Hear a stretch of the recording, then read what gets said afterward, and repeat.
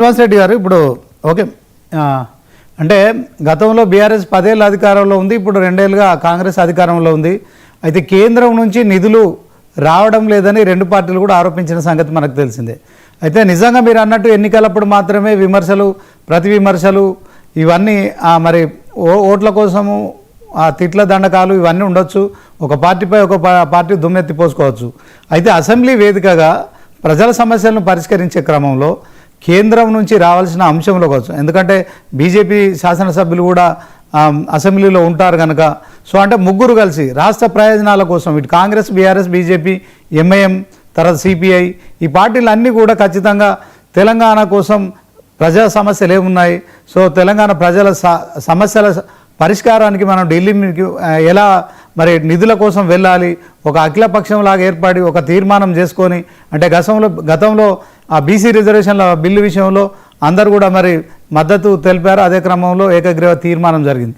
అదే క్రమంలో కేంద్రం నుంచి రావాల్సిన మన వాటాగా రావాల్సిన మరి ఆ అంశంలో కూడా ఈ అసెంబ్లీ వేదికగా కూడా చర్చ జరిగి దానిపైన మరి ఎప్పటి నుంచో మనకు అంటే రాష్ట్ర విభజన తర్వాత ఎన్నో అంశాలు పెండింగ్లో ఉన్నాయి. వీటన్నిటి గురించి కూడా మరి ఆయన పెద్ద ఆయన కూడా కూర్చొని సో ఇలాంటివన్నీ రావాల్సినవి ఉన్నాయి కేంద్రం నుంచి, సో ఇవి మనం తీసుకురావాల్సిన అవసరం ఉంది, మనల్ని నమ్ముకొని ఓట్లేసి గెలిపించిన ప్రజలకు మరి చట్టసభల్లో కూర్చున్న క్రమంలో మనం ఖచ్చితంగా న్యాయం చేయాల్సిన బాధ్యత ఉంటుంది కనుక రాష్ట్ర ఆర్థిక పరిస్థితి కూడా కొంత మరి ఇబ్బందులుగా ఉన్న నేపథ్యంలో సో ఖచ్చితంగా కాంగ్రెస్ ప్రభుత్వానికి నేను సహకరిస్తానని రావాలని కోరుకుందామంటారా, మీరేమంటారు? శ్రీనివాస్ గారు, ఒకటి చాలా స్పష్టంగా మనం గమనించాలి. ఇప్పుడు ఇవాళ మొన్న కేసీఆర్ గారు వచ్చారు, తెలంగాణ భవన్లో మీటింగ్ పెట్టుకొని తోలు తీస్తా అని మాట్లాడారు, మనం చాలా స్పష్టంగా చూసాం.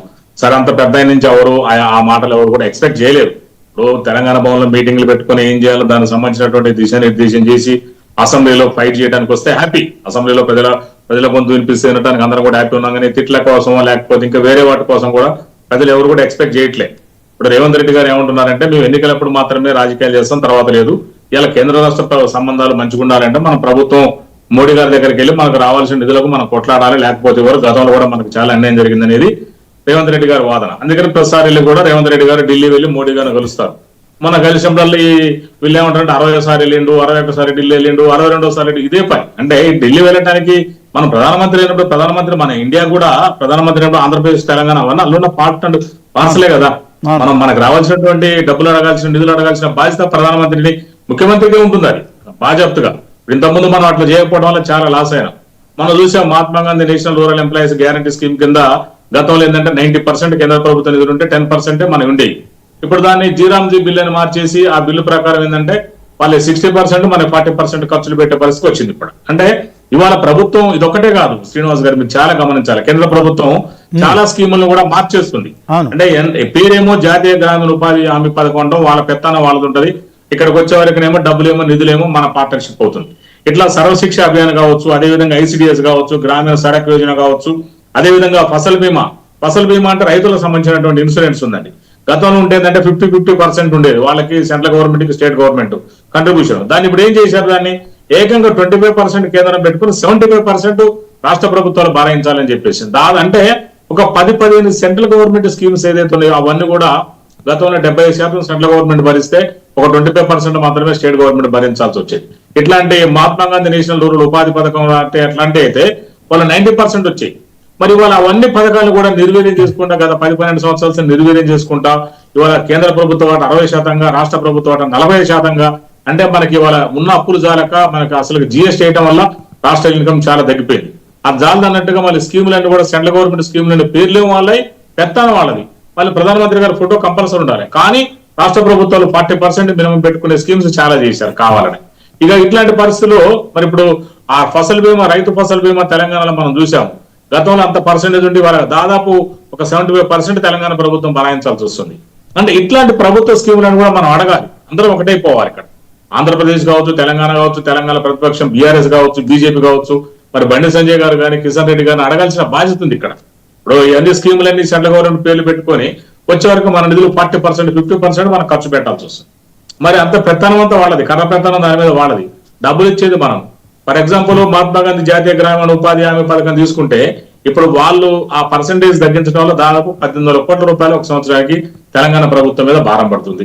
మరి మనం మనం ఇచ్చేదేమో మనకు అంత డబ్బులు ఇస్తే మనకు వచ్చే ఇప్పటికే తక్కువనే సెంట్రల్ గవర్నమెంట్ అన్ని రకాల పన్ను రూపాయలు ఇచ్చేది, అవి చాలానికి ఇవన్నీ చేస్తున్నారు. ఇట్లాంటి విషయాలలో మీరు అన్నట్టుగా అసెంబ్లీలో కూర్చొని మాట్లాడుకోవాలి, చర్చలు పెట్టాలి. ఇప్పుడు అసెంబ్లీ వేదిక ఉన్నది, కేసీఆర్ గారు మాట్లాడాలి, సలహాలు ఇవ్వాలి, సూచనలు ఇవ్వాలి, మనం ఇప్పుడు ఎట్లా అడగాలి. అదేవిధంగా కిషన్ రెడ్డి గారు కావచ్చు, బండి సంజయ్ గారు కావచ్చు, వీళ్ళందరూ కూడా దీనికి సంబంధించింది, అందరూ కూడా తెలంగాణ ఎట్లా పైకి తీసుకురావాలనే దాని మీద ఆలోచన చేయాలి. అంతేగాని అందాల పోటీలు పెడితే లాస్ వచ్చింది, గ్లోబల్ సమిట్ పెడితే 300 కోట్లని, ఇవి కాదు కదా. ఇవన్నీ మనం గ్లోబల్ సమిట్ ఇవన్నీ పెట్టడం వల్ల ఇలా గ్లోబల్ సిటీగా అవతారం అవుతుంది హైదరాబాద్, ఇలా ఒక మెగా సిటీగా అవతారం అవుతుంది. ఇవన్నీ అవకాశాలు కలిసి వస్తున్నాయి కదా. అవి చూసి ప్రధాన ప్రతిపక్షం కానీ హరీష్ రావు గారు కావచ్చు, కేటీఆర్ గారు కావచ్చు, వీళ్ళందరూ కూడా మరి సహకరించాల్సినటువంటి బాధ్యత చాలా ఉంది శ్రీనివాస్ గారికి. విమర్శనాత్మకంగా కాకుండా సద్విమర్శలు చేస్తే స్వీకరించడానికి అందరూ సిద్ధంగా ఉన్నారు. రేవంత్ రెడ్డి గారు కూడా చెప్తున్నారు మీరు సలహాలు సూచనలు ఇవ్వమని. అది చాలా స్పష్టంగా నేను కూడా చెప్తున్నా శ్రీనివాస్ గారు. Okay, thank you Srinivas Reddy గారు. ఈరోజు మీరు ఉదయం నుంచి అసెంబ్లీ సమావేశాలు పూర్తిగా వీక్షించారా? ఇవాళ చూడలేదు సార్, కొంత చూడలేదు నేను. అంటే నాకు రేవంత్ రెడ్డి గారు నిజంగానే ఆయన ఎంటర్ అవుతూనే కేసీఆర్ దగ్గరికి వెళ్ళడం కావచ్చు, ఆ వినయపూర్వకంగా నమస్కారం చెప్పడం కావచ్చు, వాళ్ళిద్దరు కాసేపు మాట్లాడుకోవడం అయితే నిజంగా ఒక అంటే కొత్త